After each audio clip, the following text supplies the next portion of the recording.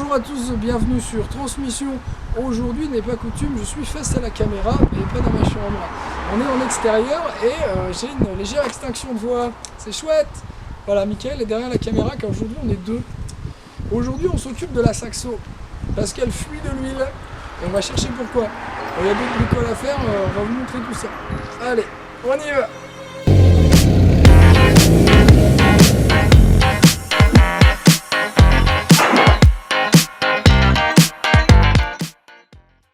Alors là, comme vous pouvez le constater, il y a de l'huile en fait.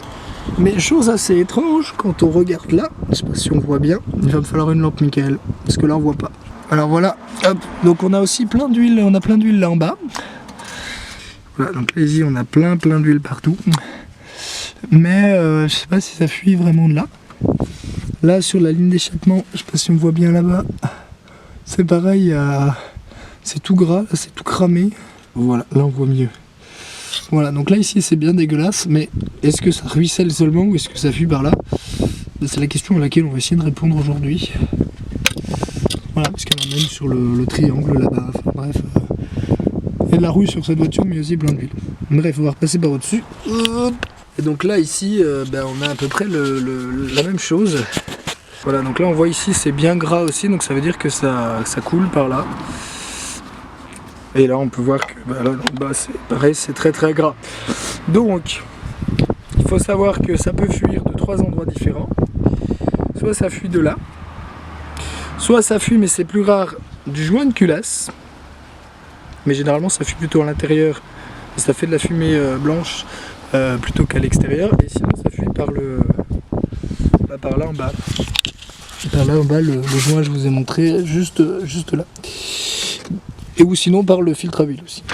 Si on l'a mal resserré, mais ça c'est pareil, c'est plus rare. Donc là ici, au vu du gras qu'on a là, on a manifestement au moins une fuite là. Donc je pense qu'on va démonter ça parce que ça c'est facile à démonter. Et on va regarder un petit peu si le joint il est pourri ou pas. Je pense que oui, parce que regardez, hop. Je sais pas si on va bien voir là, hop. Regardez là, il est déchiré. Donc ça à mon avis il faudra le changer. Bon alors du coup, comme la gravité existe, on va commencer par stacker par la fuite du haut, parce que sinon on peut pas voir s'il y a des fuites en bas. Donc ce qu'on va faire, c'est déjà retirer le cache-culbuteur. Pour ça, il y a 2 vis à retirer, mais on va retirer préalablement, on va retirer le reniflard d'abord, et la connectique si elle gêne ici. Donc c'est parti, on va faire ça. Donc il y a 2 vis, elles sont pas très serrées normalement.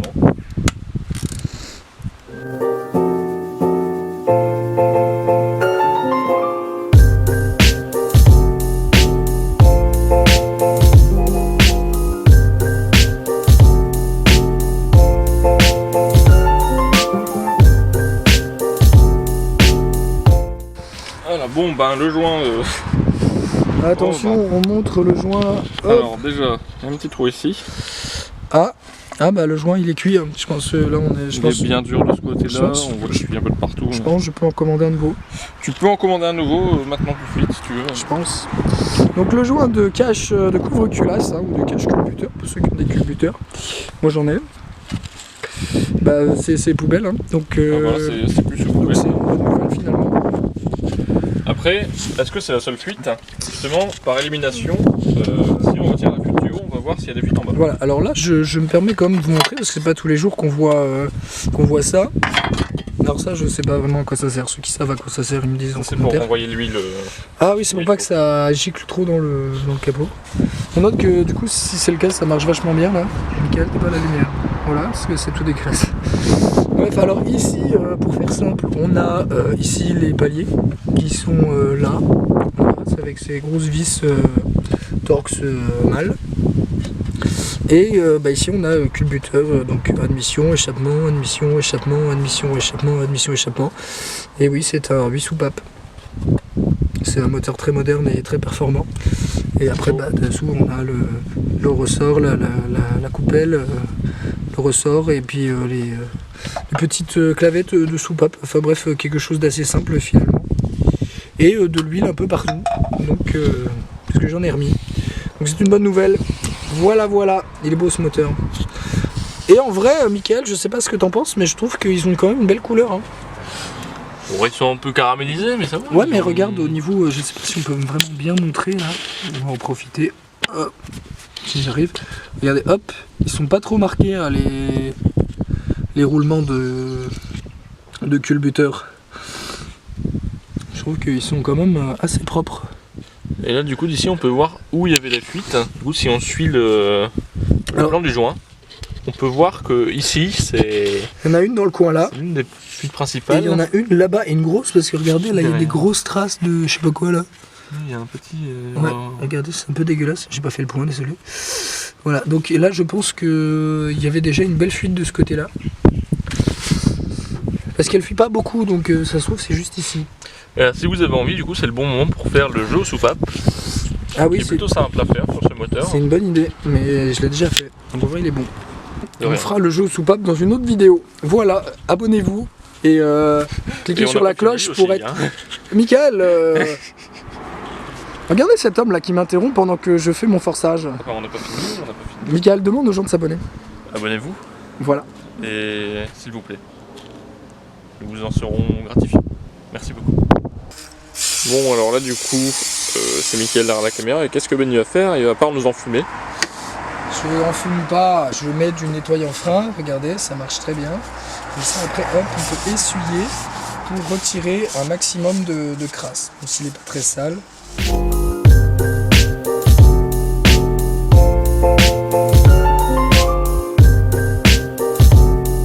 Le but est de nettoyer le plan de joint pour qu'il soit bien brillant, comme ça. Hop là, pour qu'il soit bien brillant comme ça. Et pas comme ça. Arrête de bouger, Voilà Michael, la ça va différence. être chiant au montage. La différence, c'est que le plan de joint comme ça va pas bien jointer, et le plan de joint comme ça, bien propre, le joint va bien se coller dessus, et il va bien faire la jointure de l'huile. Voilà, donc là ici on a un plan de joint maintenant qui est propre. Donc on va pouvoir procéder à la remise en place du cache et au nettoyage du reste. Et peut-être que ça solvera la fuite pour un petit moment. Alors là, pour que ce soit plus simple à remonter, parce que ici il y a plein de trucs qui gênent, on va venir retirer les bobines. Donc ici on a le câble qui normalement vient se brancher, là on le retire, c'est juste un clips. Et on va retirer, donc ici il y a deux vis avec le capteur. Et on va retirer, hop, les bobines. Comme ça on va pouvoir remettre le cache sans coincer le joint.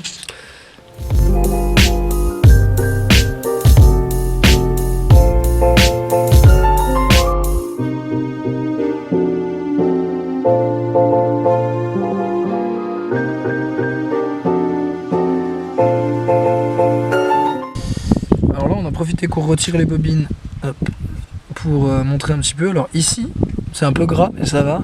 En fait on voit ici c'est beaucoup plus dégueulasse là. Et là surtout ici, bah, là où le joint est fuyait, donc on a bien la confirmation que ça pissait bien par là. On va quand même nettoyer et inspecter le reste, hein. Mais a priori je pense qu'on a trouvé la cause. Et ça fait sens parce que ici on est très gras et c'est là où le joint il est déchiré.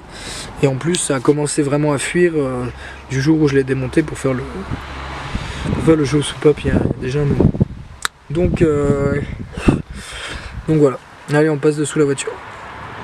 Bon alors, ça c'est le dessous de la voiture. Comme vous pouvez le voir, il y a un trou.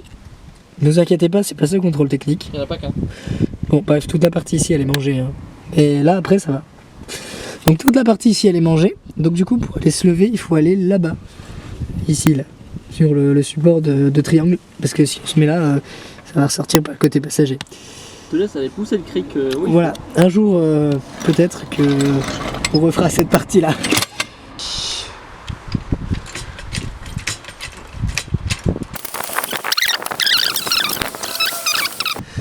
Donc nous voilà de retour sous l'auto. Là ici on a beaucoup plus de place. Donc là effectivement on voit qu'ici c'est bien dégueulasse. Mais est-ce que ça fuit par là? C'est possible. Parce que là c'est quand même super crade. On va essayer d'aller hop juste derrière. Là on voit il y a la crémaillère de direction. Elle est vraiment inondée d'huile. Voilà, donc là il y en a vraiment partout. Donc bon, en soi c'est pas super grave, ça nuit pas au fonctionnement du véhicule, mais bah, ça veut dire que bah, potentiellement ça fuit aussi par là. Ah, moi j'ai perdu la lumière. Donc voilà. Donc on va nettoyer tout ça et puis ensuite on va voir un petit peu si ça fuit. A few moments later. Bon, bah voilà, du coup, bon, c'est pas super propre, mais c'est un peu plus sec déjà. Donc, on va pas passer à la suite. Hein. Bon, bah maintenant que la fuite d'huile a été repérée, je l'espère.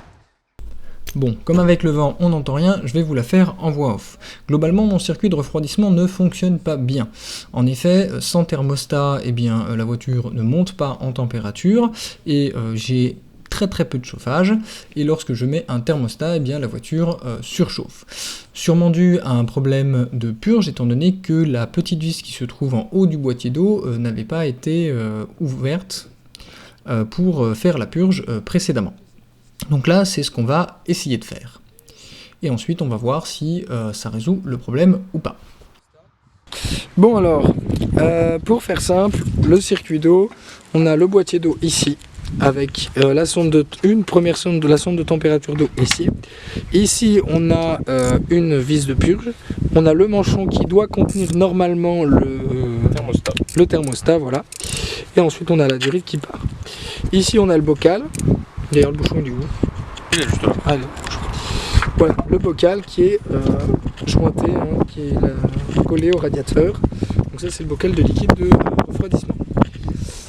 Ici on a une nouvelle purge, donc ça c'est la purge la plus haute. En deuxième on a la vis de purge qui est ici, donc c'est elle qui est grippée. Ensuite on a celle-ci et on a celle du radiateur qui est juste là. Donc il y a 4 vis de purge et pas 3 comme je le pensais. Voilà. Donc ce qu'on va faire c'est qu'on va d'abord vider entièrement le circuit parce que pour l'instant il y a de l'eau dedans. Et on va démonter ici. On va remettre le thermostat et on va purger intégralement le circuit. Mais avant, bien évidemment, on va essayer de dégripper la vis. Donc, Mickaël essaie donc de dégripper cette vis. Alors, elle était grippée. Quelqu'un a essayé de la démonter à chaud, mais n'a pas réussi. Donc, on va essayer de voir si elle s'en va. C'est là que je viens avec mes super pouvoirs. Parce que Mickaël, tu as des super pouvoirs. Et oui, je le dis pas souvent, mais j'ai quelques super pouvoirs. Et voilà. Et la vis se dévoile. Voilà. Et quelqu'un a mis de la pâte à joint dessus, ce qui n'est pas très malin. Bah, en fait c'est un peu bizarre, donc on va essayer de remettre pas de pâte à joint et voir si ça jointe quand même. Donc peut-être que le filetage était foiré ou que la personne a perdu un joint par se mettre de la pâte à joint sur une vis comme ça, c'est un peu... Ça veut dire qu'il y a un problème. Bah, ça veut dire qu'il y a peut-être un problème, donc on va quand même analyser ça et voir, parce que si ça fuit par là, effectivement ça va être un petit peu embêtant. Mais là au moins on va pouvoir purger, on n'aura pas changé le boîtier d'eau. Donc c'est plutôt une bonne nouvelle. Voilà, Mickaël, tu resserres là. Oui, je sais, je resserre, c'est pour éviter que ça coule, ça fait bleu bleu bleu. Ah oui, d'accord. Ah oui, vider, il faut purger, donc on va purger. Alors, pour vidanger le circuit, donc le point le plus bas, c'est ici. Donc on va ouvrir ici, on va ouvrir là. Et normalement avec le bocal ouvert, il y a tout qui devrait s'écouler. Donc Mickaël, montre-nous l'outil merveilleux. Alors, c'est une petite pince à collier. Et en gros, quand je vais serrer la Voilà. poignée, C'est une pince déportée et ça va super bien pour faire ça. Ça vaut une quinzaine d'euros, c'est ça hein? à peu près, oui. Bon, c'est là les deux Carter Cash, Autobest. Voilà. Bon, c'est pas le meilleur, mais c'est. En vrai, C'est très bien, fonctionnel ça et on n'a jamais eu de souci avec. Donc ça vaut une quinzaine d'euros, on peut en trouver chez plein de gens. Parce que bien évidemment, nous ne sommes pas encore sponsorisés par Carter Cash. Ça viendra un jour. Je vous le promets, on fera des pubs pour Carter Cash. Le principe, c'est d'aller pêcher le petit collier. Si c'est très loin, hein. Imaginons que c'est très loin. Et quand on l'a, on appuie très fort.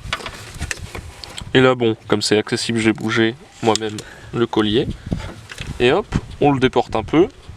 On va lâcher la petite poignée, clac, pour desserrer. Ensuite, c'est desserré, ça vient tout seul. Des fois, ça peut arriver que le tuyau, la durite est un peu soudé sur le radiateur. Donc, le mieux, c'est d'utiliser une pince multiprise, de l'agrandir à la taille de la durite, de saisir la durite doucement et essayer de la gigoter un peu. Ça devrait faire l'affaire pour débloquer la durite. Sinon, on va essayer de forcer un peu plus sans casser le tout. Ici, ça devrait aller comme c'est du plastique, espérons. Voilà. Et là, ça va couler partout.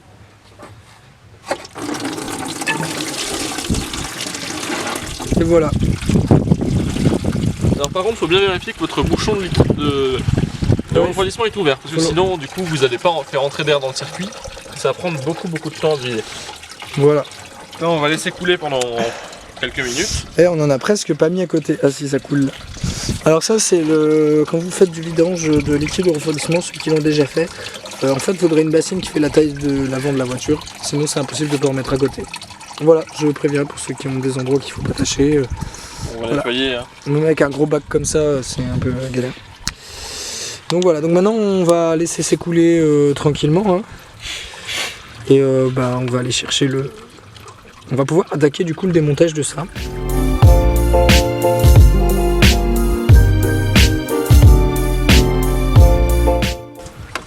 Alors normalement ça devrait couler parce que tout le circuit, mais c'est pas vidangé. Attention, il y a un joint dedans. Ouais. Oui, parce que si vous retirez le thermostat, il faut quand même mettre un joint. Hein. Bon alors, là ici on va tester du coup le thermostat, parce que je ne l'ai pas stocké dans l'eau et apparemment il faut stocker dans l'eau pour pas qu'il grippe. Bon Mickaël, il est temps de maintenant le tremper dans l'eau plus chaude. Encore un petit peu, hein, c'est pas très chaud. On va Et c'est- accrocher un fil. Alors là on l'accroche pour pas que le joint il touche le fond de la casserole, parce que sinon il va cramer.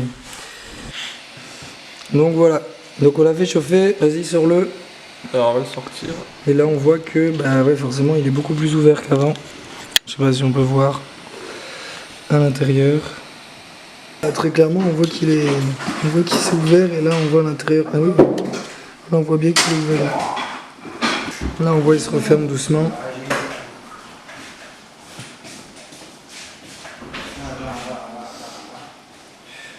Non, il est fermé. Et voilà. Donc c'est bon, il fonctionne. Du coup, Mickaël, tu peux remonter le thermostat. On se met bien dans ce sens-là parce que l'eau va arriver par ici. On monte un peu, voilà. On va le mettre hop dans ce sens-là, bien collé, il doit être collé. Attention au joint, voilà.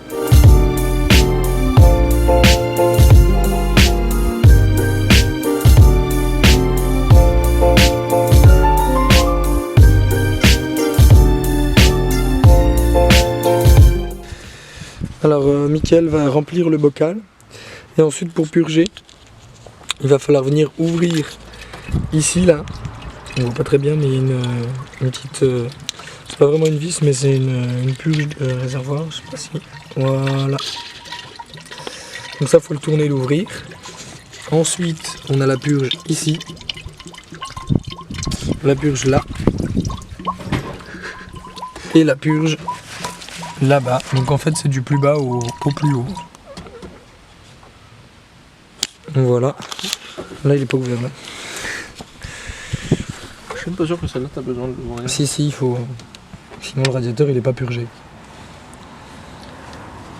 Moi je le fais avec une pince parce que sinon c'est trop galère. Une pince quoi.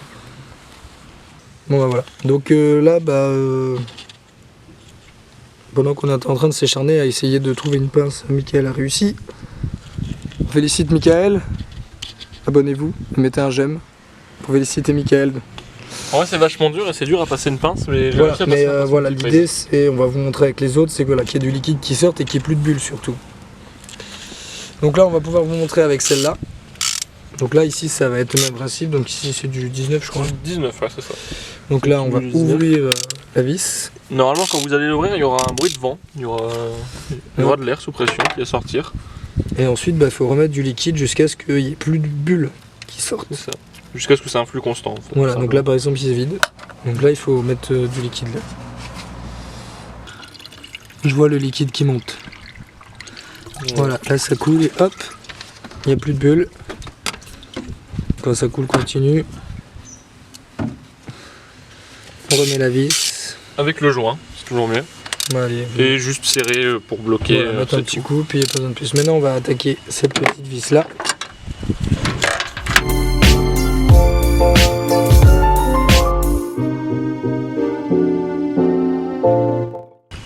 Il va falloir prendre... Ah, ça coule.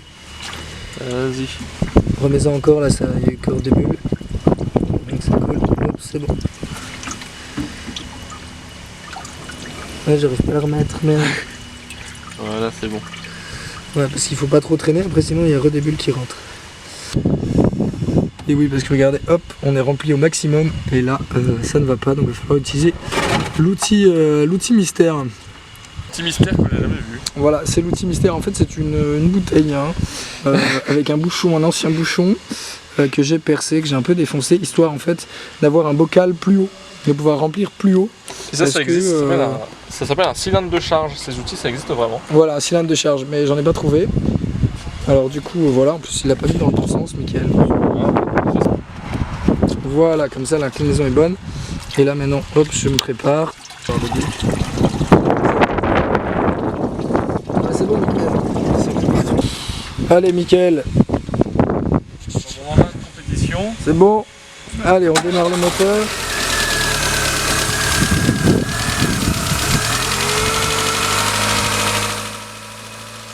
Non, Mickaël, faut pas accélérer. Ah bon. Voilà. Et donc là, normalement, on devrait voir des bulles remonter.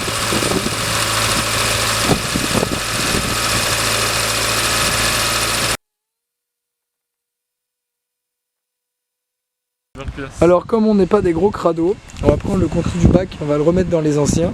Il faut arracher du liquide de refroidissement. Ouais, je vois. Ah oui, est-ce que tu vas arriver à tout verser sans tout dégueulasser? Attention, c'est une étape périlleuse.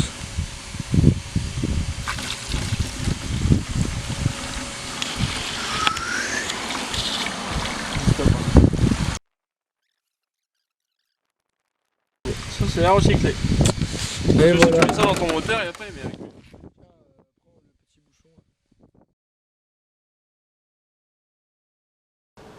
Bonsoir à tous, et oui c'est la suite de la vidéo, mais on est beaucoup de jours après. Donc il reste plus qu'un seul élément qui puisse vraiment perturber le fonctionnement du circuit de refroidissement, c'est le radiateur d'habitacle intérieur. En effet, j'ai pas de chauffage et le refroidissement est toujours pas terrible.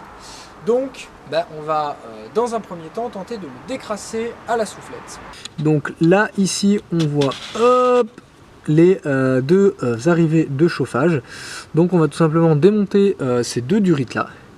Alors bon, pas de chiffon, mais par chance ça rentre et on va voir un petit peu ce que ça donne. Voilà, là, déjà ça dégueule bien comme il faut.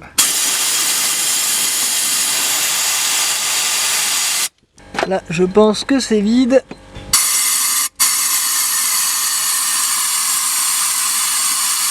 Bon bah voilà, hop. Donc maintenant, on va remonter et on va purger le circuit.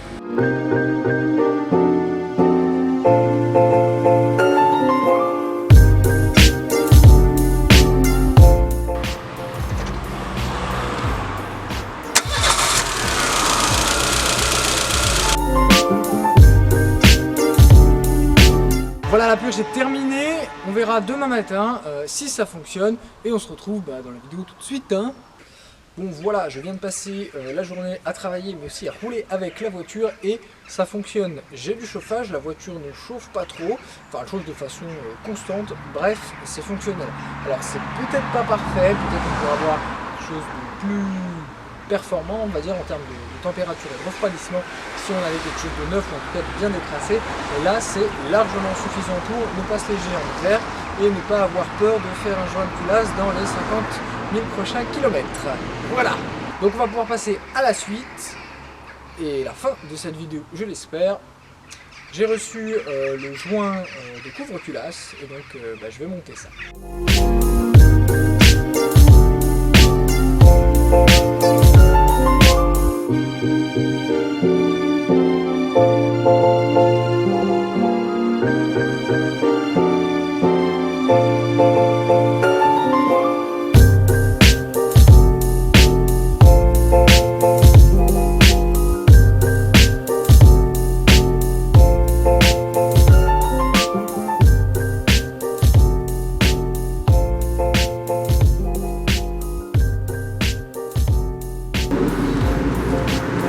Et donc voilà ce qui conclut cette vidéo. Donc, le chauffage fonctionne, le couvre-culasse a maintenant un joint neuf en espérant que ça résolve ce problème de perte d'huile.